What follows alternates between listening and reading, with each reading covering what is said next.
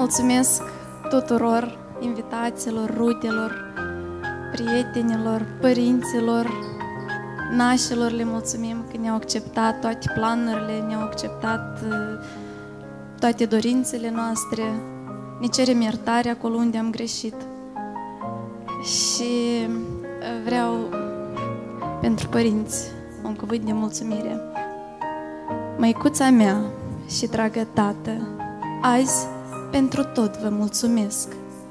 Voi ați crescut doar o fată și atât de mult eu vă iubesc.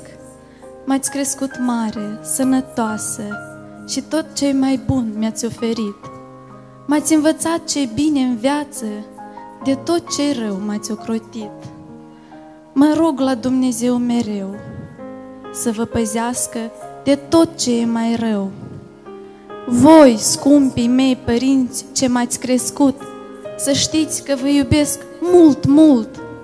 Nimeni în viață nu-i ca voi, sunteți icoane pentru noi. Mulțumesc, mamă și tată, pentru suflet, pentru viață, pentru zilele senine, pentru clipe fericite. Mulțumesc mult, mult pentru toate.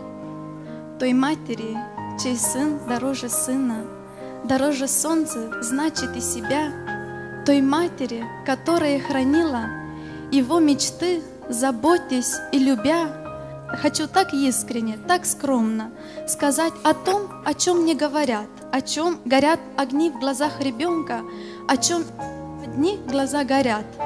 Спасибо вам за то, что он прощает, за то, что утешает в трудный час, за то, что он меня так понимает и принимает, как я есть такой. И в этой жизни радостной и сложной идти, смеяться вместе и грустить, я вам клянусь, что я не буду строгой, что я смогу всегда его простить.